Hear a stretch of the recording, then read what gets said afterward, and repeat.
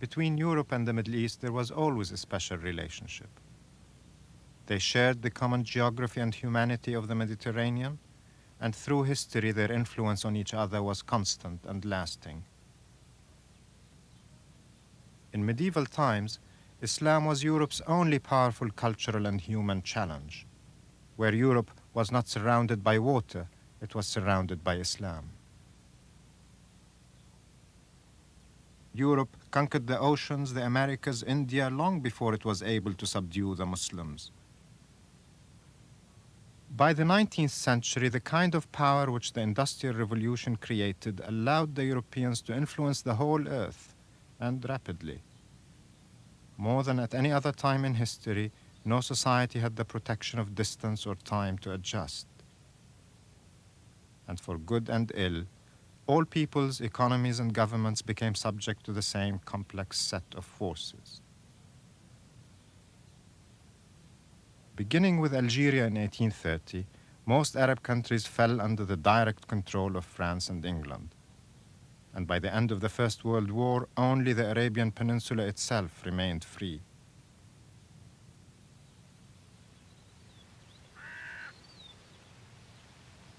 But the age of European empire ended after the Second World War.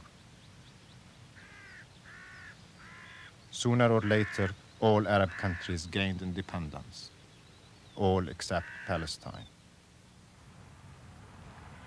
British rule and American support had encouraged the creation of a Jewish national home. Today, for the Jews who settled in Palestine and founded the State of Israel, the land is theirs. For the Palestinian Arabs dispossessed or else living under Israeli rule, it is theirs also. It is this conflict which keeps alive for Arabs the sense of living under the shadow of the West. Edward Said understands that well. He was born in Jerusalem, and for 30 years he has lived in America.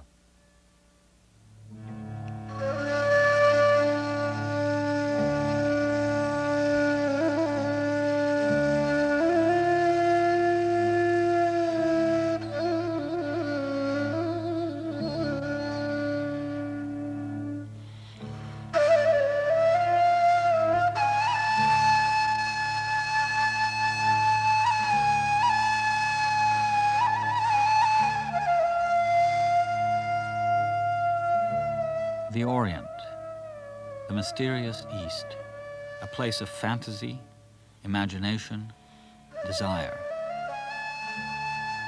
This Orient has been created by the West, by artists, thinkers, dreamers, and adventurers. It gives fantastic expression to some reality that Europeans either wanted to possess or feared.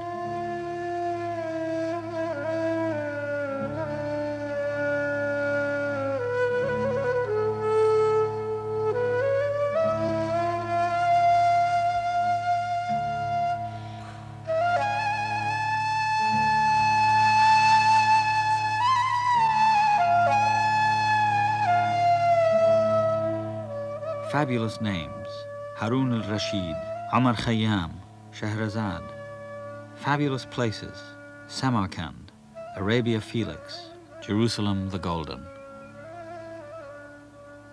The lure of Jerusalem is uniquely powerful. It evokes the idea of the fabulous Orient, but it is also of the deepest significance to Muslims, Jews, and Christians.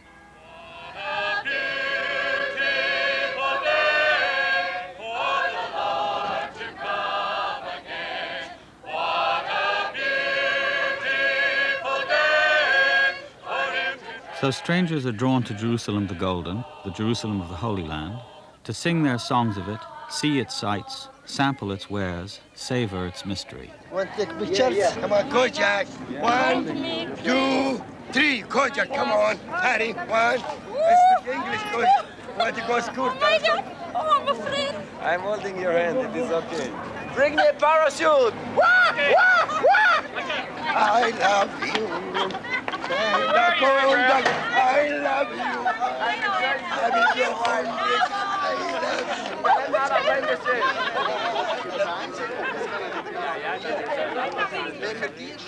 But tourists come with their own thoughts of this place, their own concerns. They see, but they do not comprehend. Das ist der Anfang von der Via Dolorosa. Und wenn man ganz dicht bis in die Via Dolorosa nachher... Insulated from the hard political facts, the conflicts of interest, visitors cannot see how involved they are in what appears to be foreign and distant.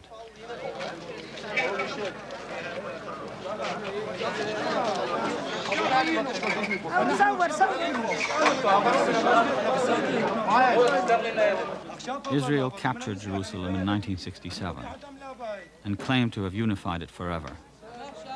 In fact, Jerusalem is a deeply divided city. The Palestinian Arabs are subject to Israeli military rule.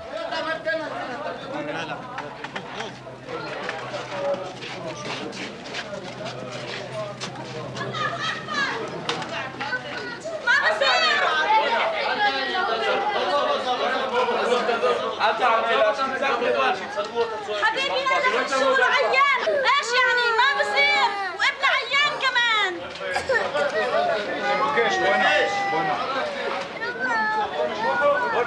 انتي لا عارفيها ما بعرفهاش عارفيها ام هذا بجوز ام هذا عادي ام هذا بجوز هذا انا سيلفي هيو الولد هذا ما بصير يا ناس. More than 1 million Palestinians live under Israeli occupation in East Jerusalem, the West Bank, and Gaza.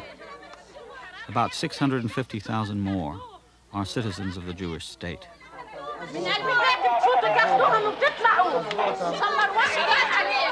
The lives of all of them are directly affected by the affliction of being a subject people, strangers in their own land. In East Jerusalem, they are helpless dwellers in what has been made an Arab ghetto at the heart of the Jewish state. This war between peoples, a war which has been fought for generations and which concerns the whole world, is, I believe, inextricably entangled with the fantasies, dreams, and ambitions of the West to rule and possess the East. To some extent, the state of Israel itself has been created and sustained by those fantasies, dreams, and ambitions. I was born in Jerusalem when it was part of a country called Palestine. By 1948, when Palestine became Israel, all my family had left. My birthplace is now inaccessible to me.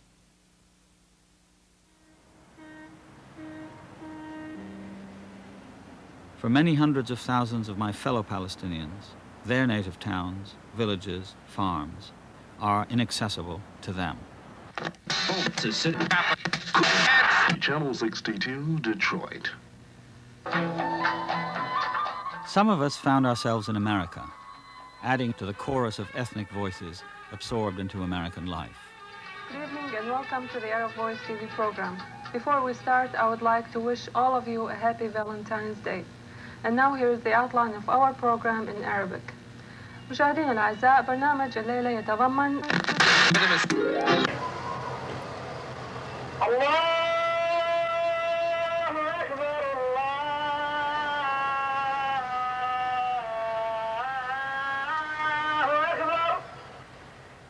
All the Arabs who come to America come in different ways, of course, under different pressures. All of us, however, attempt to rediscover and re-establish our identities. In Detroit, for example, the native places live on in social clubs and community events.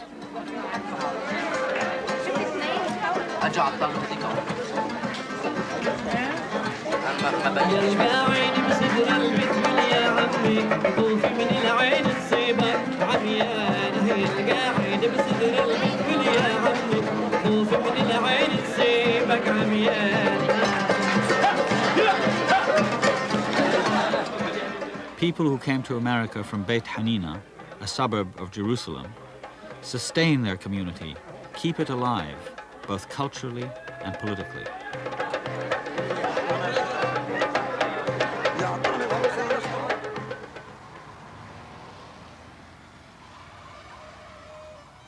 Some people in exile move closer to what they perceive as American ways, yet the ironies of exile represent themselves.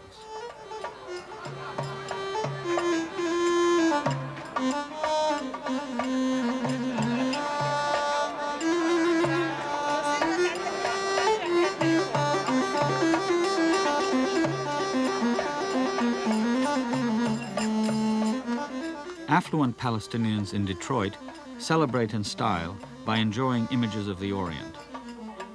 But not the Orient of their memory or of their reality, rather the exotic images of Western imagination.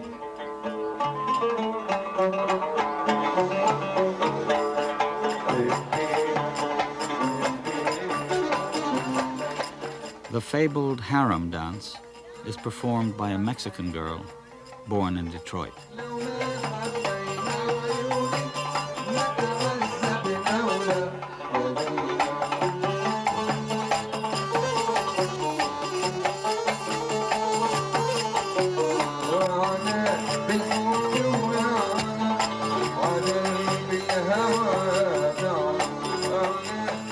The belly dancer presides over a gallery of characters who embody the Orient: mysterious, seductive, sensual, and cruel.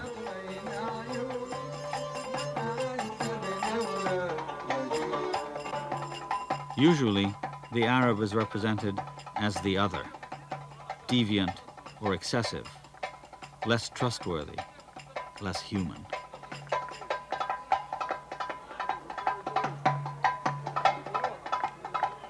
One important function of these images is, I believe, that they justify the use of Western power to seek control over the East and to possess its riches.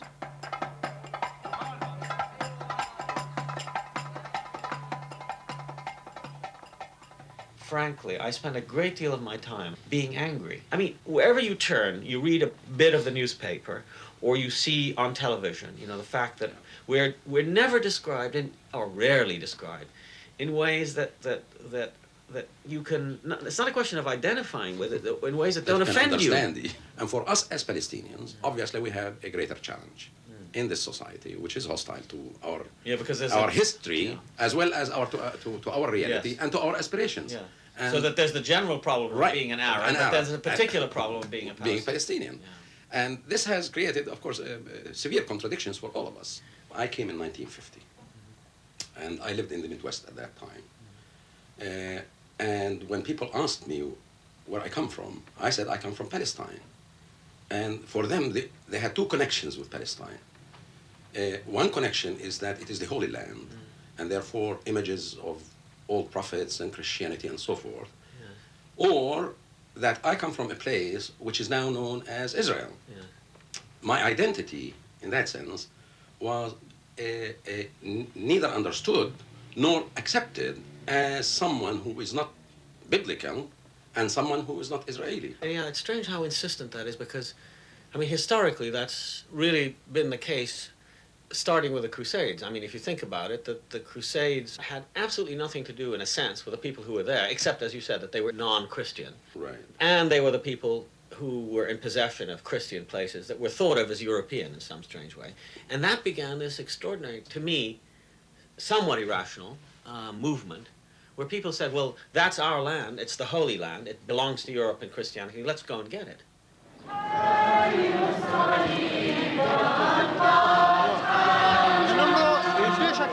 Each year, during Holy Week, the power of the idea of the Holy Land is made apparent.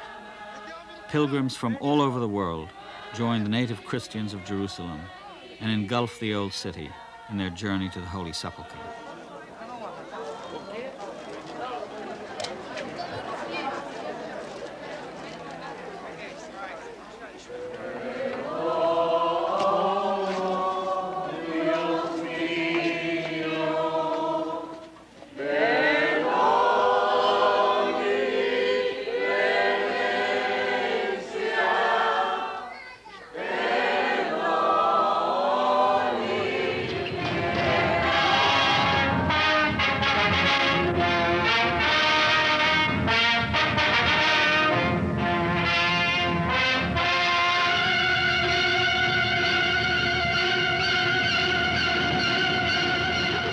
But in other times, the power of this idea moved armies and whole nations.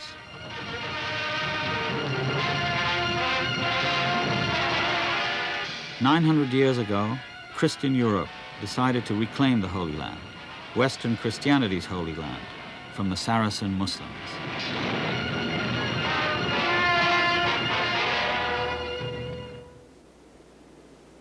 The Crusaders set up fiefdoms and kingdoms all over the Eastern Mediterranean. Most of these European crusaders left after a time, but impressive evidence of their invasions remains.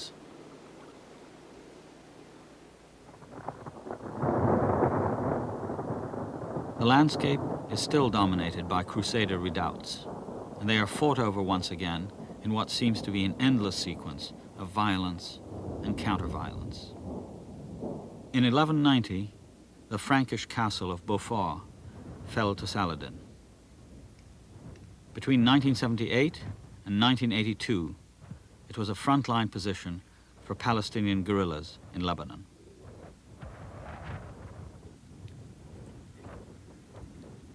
From the heights of Beaufort, they could look toward their Palestine.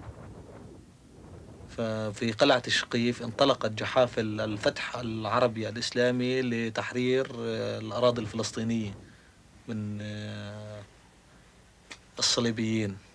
إضافة إلى لأن موقع القلعة يعتبر موقع استراتيجي وحيوي من الناحية السياسية والمعنوية بالنسبة للثورة الفلسطينية، ويعتبر موقع عسكري مهم أيضا بالنسبة للعدو الصهيوني، حيث موقع القلعة يشكل شوكة في خصر العدو الصهيوني.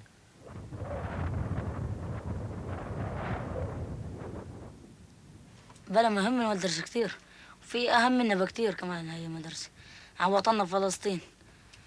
يعني إحنا ما قتلنا، يعني ما نتعلم إن شاء الله بعد الله فرجها، يعني بنتعلم هذا الله بفرجه. يعني فلسطين ما حدا مش ناطر حدا، لا حد ناطر الفلسطينية. يعني إحنا ما قتلنا ما حداش بيقاتل ورانا. كل يوم نحلم فيها فلسطين، يعني إنه قاعدين فيها وعاملين دولة عربية نعمر، يعني يكون البيوت الخربانة دي بنعمرها، فيلات الدنيا والأرض بنفلاحها بنزرعها، إيش والتف إيش ما فينا يعني بنزرع، يعني خيار بصل كوسة الموجود نزرعه. صحيح بنعيش عيشة راضية.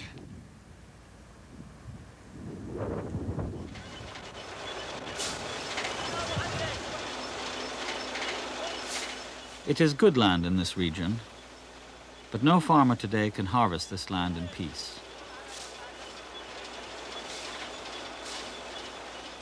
Farmers in the shadow of Beaufort have lived with the fire of aircraft, tanks, and artillery for more than a decade.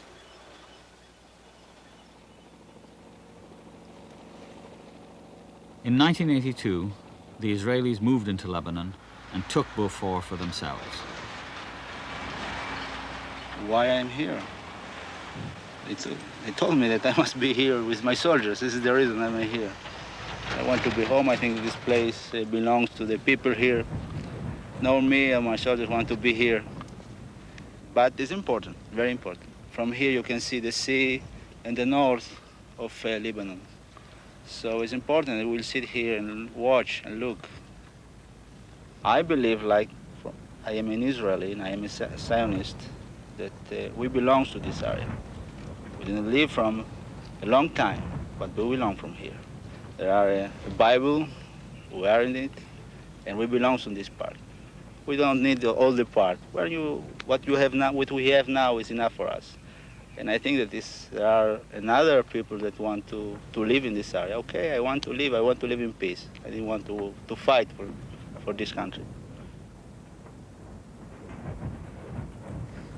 I think that this is the heart of all the problem here in the Middle East, you see.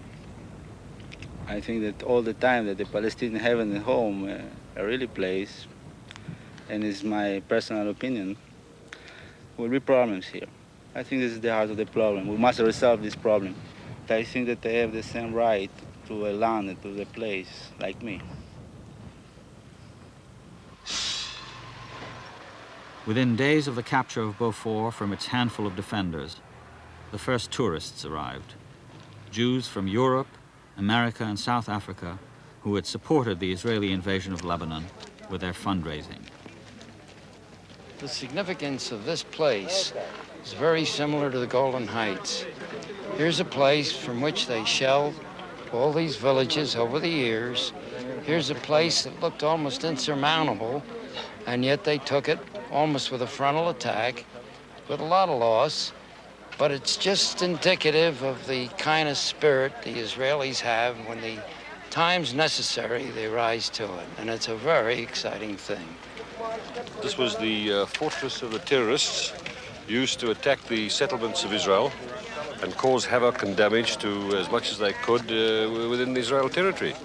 That's what it means to me. I come from Philadelphia, and I believe the Palestinians will have to find refuge in some of the Arab countries where they have plenty of room, they need plenty of help. As a matter of fact, there are, a couple million Palestinians in different countries now with their families and all, and they're well used and well integrated into the communities, and I think they've got to do more. The whole Arab world is a big world, and if that's where the Palestinians seek to go, that's where they belong.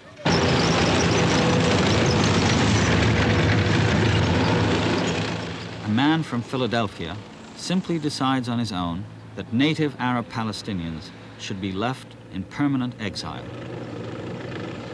He claims more rights to this land than the people who were born on it. What are the consequences when such ideas are turned into action? During the Israeli invasion of Lebanon in 1982, thousands of Lebanese and Palestinians were killed or made homeless in a country already violently fragmented.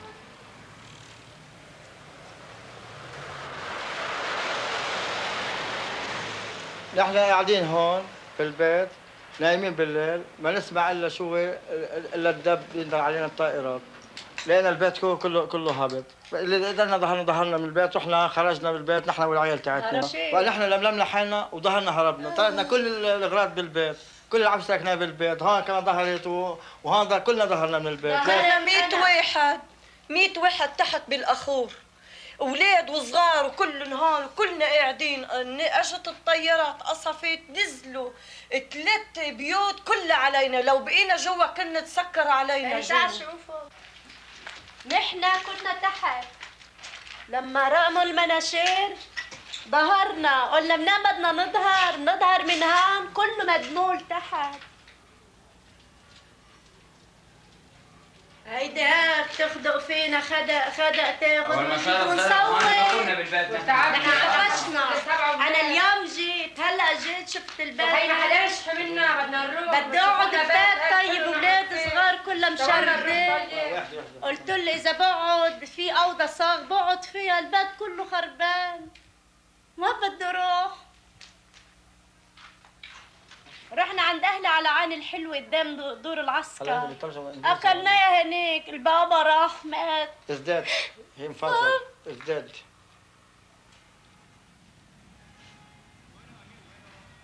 When the fighting is over, the distortions in ordinary lives remain.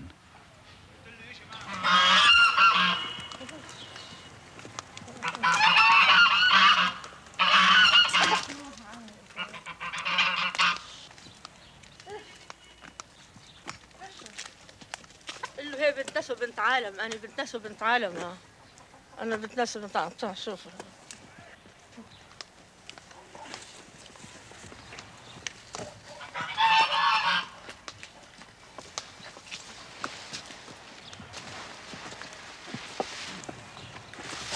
أنا كان بروح قذيفي كاميرا. قذيفي كاميرا. قذيفي اجيب بلانتي قذيفي وطن اذا كان هي.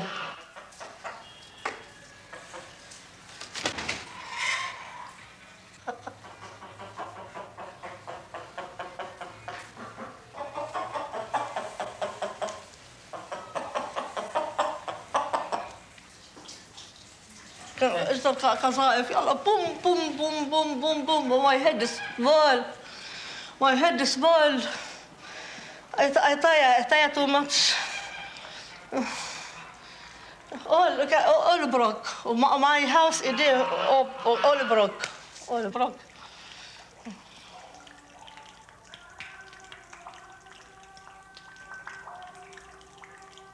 The devastation of 1982 had its precedents in 1973, 1967, 1956, 1948, and back in time to all those periods when people looked at this part of the world with visions of what they believed ought to be here. So why does this latest cycle of violence and displacement continue? How did it come about? The answer, I believe, can be found in the history of the past 2 centuries, in the history of the modern West, in its dealings with the Orient. It is a history which Napoleon's arrival in the region perfectly symbolizes. Here was the representative of Europe's astonishing concentration of power, unprecedented in the world's history, going out to make the Orient an annex of Europe. France came to conquer Egypt and the Orient in 1798. To Napoleon, Egypt was a place that had witnessed Alexander, Pompey, Mark Antony, and Augustus deciding between them the fate of the entire world. It was therefore proper for Egypt to attract the attention of illustrious princes who rule the destiny of nations. Although Napoleon's stay in the Orient was short, it was a precursor of momentous events. In 1830, the French made Algeria their own and dominated most of North Africa. Later, the Italians took Libya. The British fought for and consolidated their hold over Egypt, Sudan, and the Arabian Gulf. Under the protection of the imperial powers traveled adventurers, scholars, and artists. Some produced the fantastic and exotic images which fed the fears and fantasies of the West. Others came to record, to learn, to understand. With accuracy and sympathy, they tried to describe what they saw, societies and peoples possessing a history and a culture of their own.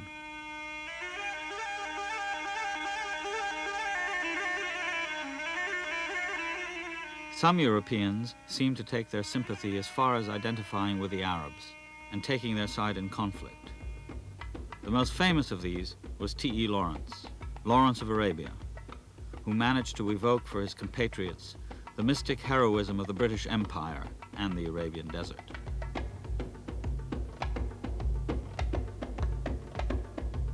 He involved himself in the Arab revolt against the Ottoman Turks, who dominated the region at that time. He thus gave his active support to one of the many movements of national resistance against the control of empire, whether Turkish or European.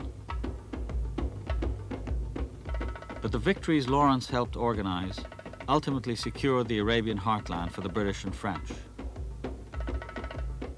After the Turks were defeated in 1917, the Europeans moved in. Britain and France created a new map dividing this region into protectorates, mandates, and spheres of influence. The names of the officials who first drew that map, Mark Sykes and Georges Picot, still resound throughout the Arab world. It is the map which essentially endures today, with one exception, the country of Palestine.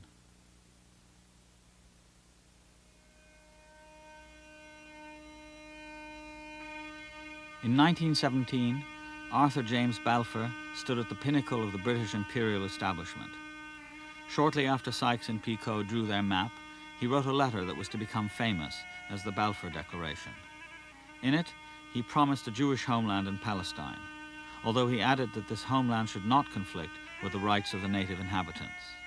Nevertheless, the native inhabitants saw their land promised to another people. Zionism, Jewish nationalism, was no longer simply an idea. It had become a practical possibility and an accelerating process. Fired by the terrors of fascism in Europe, the Jewish immigrant population in Palestine grew dramatically. As a consequence of the War of 1948, between Zionists and Arabs, Israel was created.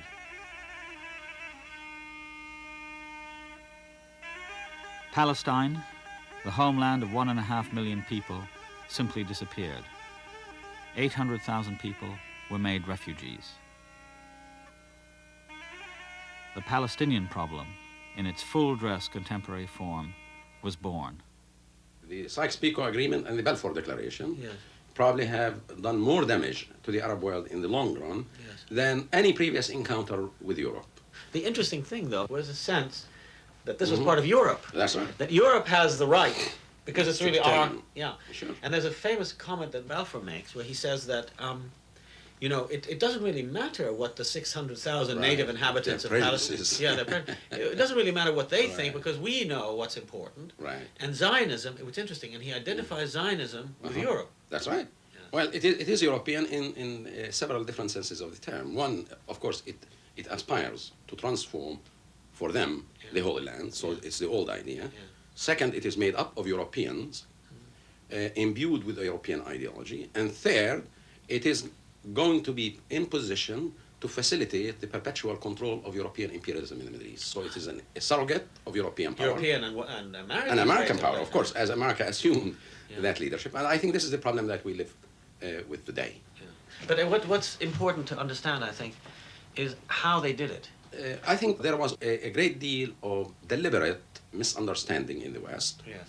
And some of it is obviously deliberate also to distort the reality. Yeah. But I think the greatest weakness... You mean what, by misunderstanding what? You mean to portray, first of all, to portray the Arabs as not there, perhaps? They are not there, they are backward, to deny them their cultural identity and the potential for development.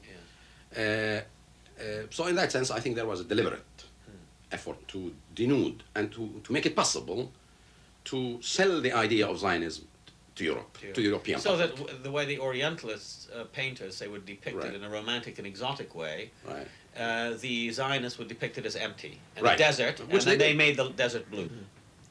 It is the dawning of a new age. We are witnessing a new phenomenon among our people. Jewish pioneers, farmers, laborers, young men and women from the cities of Europe eager to undertake any kind of physical work, however primitive, as long as it helps lay the foundation of our national home. Zionist films, past and present, imply that the Arab can be disregarded and his country is barren. Another fantasy generated to justify conquest.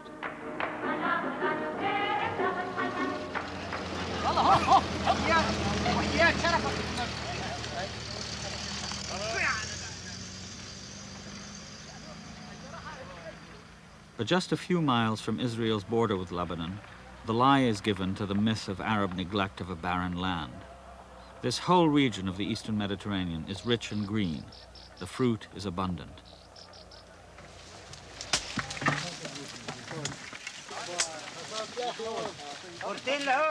The owners of these orange groves are Lebanese. The workers are Palestinians from a nearby refugee camp.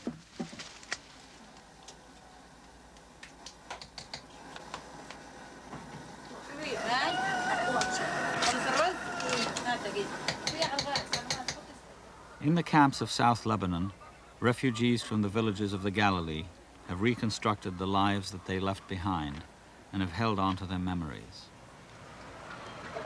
يعني يبدو لي انه هاي مثل قرية فلسطينية بالاخير، مزبوط؟ طب شو الفرق؟ انه مش فلسطين. لا هون مهجرين لبنانية فلسطينية وهناك فلسطينية مواطنين، هذا الفرق يعني، أرضنا هناك يعني ملاكة، هون مهجرين يعني اسم يعني وهلا كلكم يعني جيتوا كنا بلد واحنا كنا طب كيف جيتوا لنفس المحل هون؟ خلص يعني احنا ما يعني احنا طلعنا على لبنان جينا لهون. جيتوا سوا؟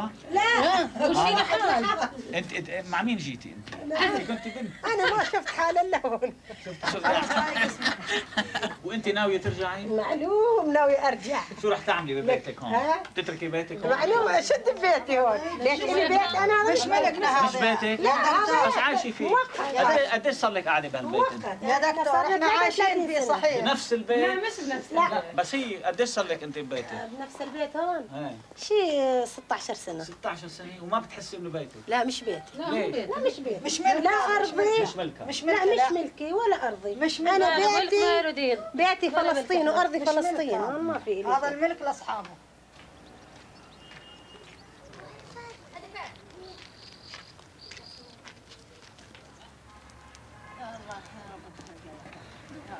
عشر سنين أكثر شيء طلعت من فلسطين. متذكرة كانت كولونية إسرائيل حدنا. إحنا البنات عايشين مع بعض ومبسوطين وبنروح لعنا وبنجي لعندهن وبناكل سوا. أنت تعرفي أنت يهوديات؟ أي والله. والله وحدة اسمها أنا بعرفها. إيش أستاذ نسيتها. بنات ثنتين يهوديات كانوا بيروحوا لعنا بيجوا لعنا بنقعد سوا بنجيب كان عندنا طرش كثير وزبده تبع غنم حلال كثير وبنعمل زبده ويجوا نقول شو طيبين اكلات. شو تحكوا معهم؟ شو اي لغه؟ عربيه. يفهموا عربي؟ عربي مثلنا عربي ابدا. اليهود بيفهموا مزبوط. طب انا ساكن بامريكا، انا ساكن بامريكا، انا فلسطيني، شو لازم اعمل انا؟ انت لازم اثور على مين؟ على امريكا؟ لا يعني مش اثور على امريكا، انت فيك تقنعهم. كيف بدك تقنع امريكا؟ انه امريكا مين يقدر ياخذ من بلادهم ياخذ بلادهم وينهجهم من مطرحهن وبيقعد مطرحهن. ها يقبلوا يعني حدا يطلع امريكا؟ لا طبعا لا، بس ام احمد هون كان عم تقول لي لازم اثور. لا مش لازم. طب لا معلش لازم تثور عليهم لان هن طايرين ضدنا. لازم مثلا تقول لهم ممنوع دعم اسرائيل بالاسلحه الثقيله لان عم بيحاربوا شعبنا. شعبنا عم بتحارب اسرائيل باسلحه امريكا. لازم يحبونا يعني؟ نعم لازم يحبونا. لازم يحبونا طبعا. طيب احنا شعب مثل هالشعوب، طيب ليش يحبوا اسرائيل مثلا اكثر منا؟ ليش عم بيمدوا اسرائيل؟ مشان هالشعب كله يدمروه الشعب الفلسطيني؟ هيك بدهم يقضوا على الشعب الفلسطيني.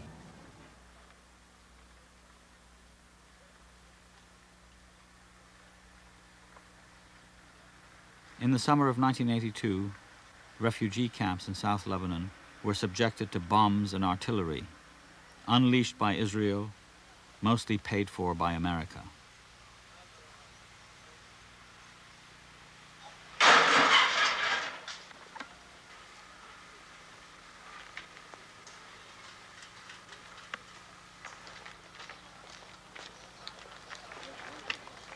The Palestinian survivors were forced to shelter in the orange groves where they had once worked.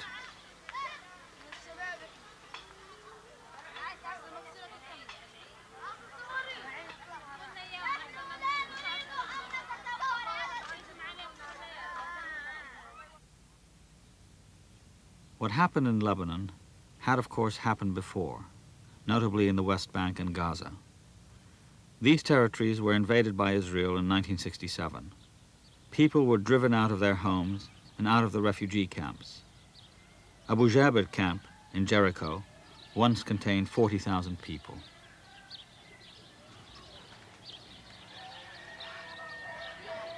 Now, 2,000 live there. They hold on to Palestinian life in Palestine, a symbol of the will to national survival that today characterizes the drama of the West Bank and Gaza. A Jerusalem-based Palestinian theater group, Al-Hakawati, tours the camps and villages, staging popular plays that enact the Palestinian situation. By creating their own characters, their own stereotypes, for their own reasons, Arabs are responding to and resisting all those stereotypes that have been produced in the West.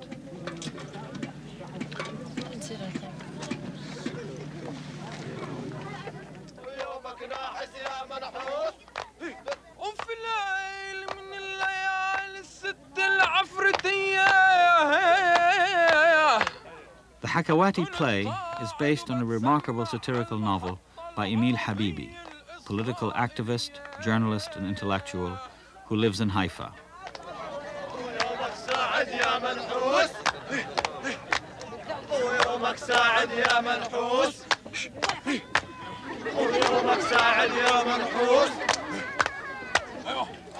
Habibi's character hears the Israeli radio announce in 1967 that Palestinians must raise the white flag of surrender.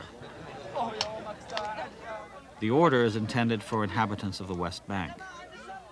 He considers himself included and complies.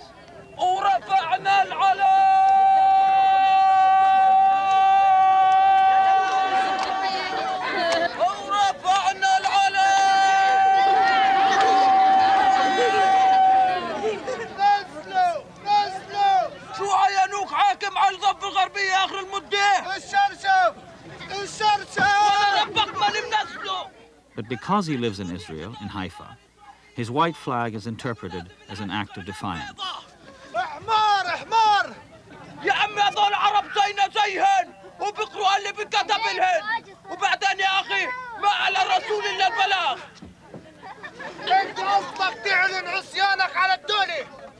Habibi's character, al-Mutasha'il, the pest optimist, both pessimist and optimist, is half peasant, half mythological creature.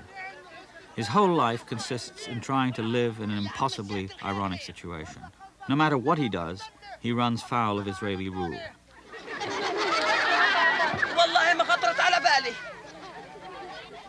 It is the very presence and survival of the Palestinian people that persistently trouble Israel. ولا مرة سأل ليش أنا انولدت عربي وماليش وطن غير هالوطن؟ تعال معي واسأله قدامي. هو يومك سعد يا منحوس. هو يومك سعد يا منحوس. هو يومك سعد يا منحوس. I see that the Palestinians want to restore their identity, which is very important to the Palestinian people. And this identity has been seriously threatened and on the verge of being completely abolished. So they want a state. The idea of a state is becoming much more than an obsession to the Palestinians. It's something, a matter of death and life, because it's no use to be there and having all what you need and still you are nameless, without any identity. To maintain this, you have to have a state.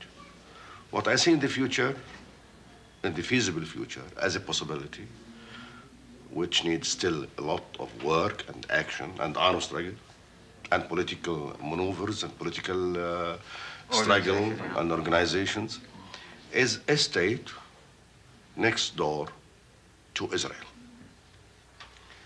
And this will not be the end of the struggle, in my opinion. But this might put an end to the armed struggle, to the armed conflict between Israel and Palestine. For my own self, you know, my commitment to the Palestinian struggle is partly, of course, because I believe in Palestinian self-determination and I'm a Palestinian and so on, but also because I believe that Zionism is, with regard to the Palestinians, you know, an inhuman ideology.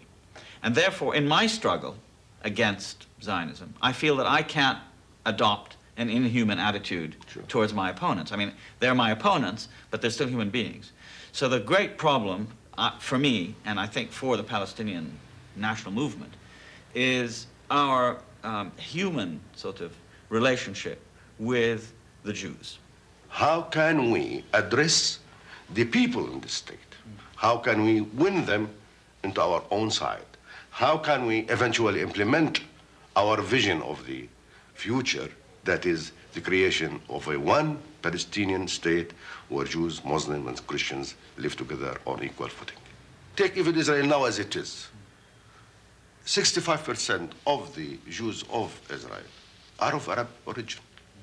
But they hate the Palestinians That's most. something else. Yeah. Now we are speaking in terms of being Arabs or non-Arabs. Yeah. But these people, they identify themselves with the Arab community. Yes. They sing their songs, eat their way of eating, the same kind of food, the folkloric dress. Yes. They are almost the same thing. Yes. And not only the Jews of Palestine, Yeah. the Jews who came from Yemen, the Jews who came from Morocco, Yeah. they have come with their Arab culture.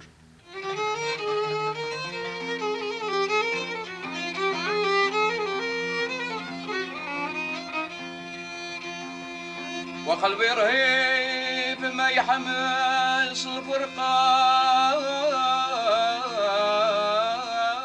In the Israeli town of Kiryat Shmona, Jewish immigrants celebrate a wedding. They came from Egypt and Morocco, Jews returning to Zion.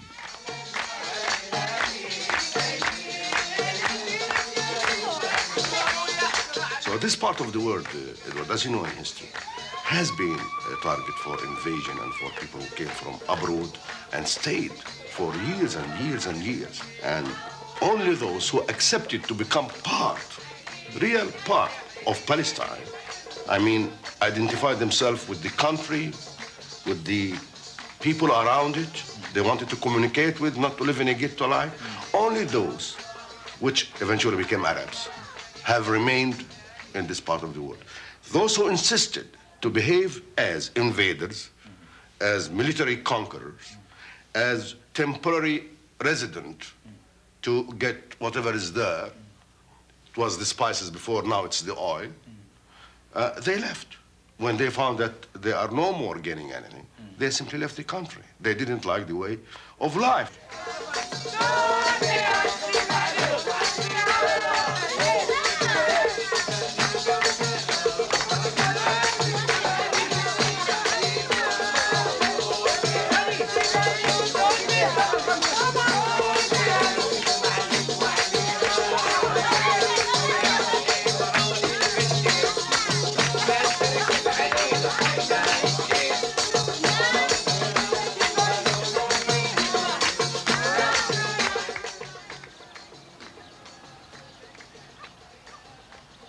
Kiryat Shmona in northern Galilee was once called Khalsa. The people of Khalsa live in refugee camps in South Lebanon or are scattered throughout the world. Khalsa becomes Kiryat Shmona. The land is transformed. Newcomers make it their own and try to annihilate traces of the lives that were there before. But still, almost 2 million Palestinians do hold on to their place in Palestine. For them, to be and look like an Arab, do Arab things in the Arab way, intensify their resistance to the colonizing outsider. Israelis have in turn, it seems, chosen one of the ways of the West. Stronger armies, the enforced separation between Jew and non-Jew, extended conquests. Surely the humiliation, anger, and resistance will mount, even as daily life appears to proceed normally.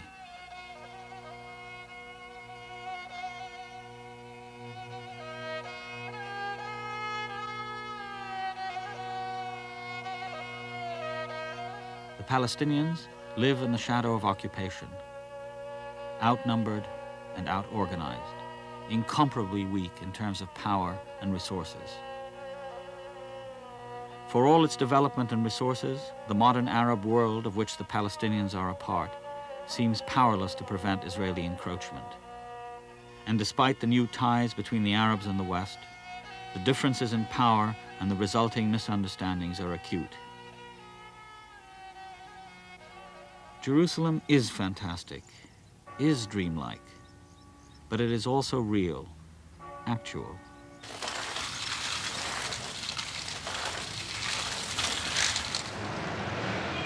Its existence in the Holy Land draws the visions as well as the designs of people. Its contemporary history, like that of the Orient, is a record of conflicting claims and stark divisions, rarely of harmonious sharing.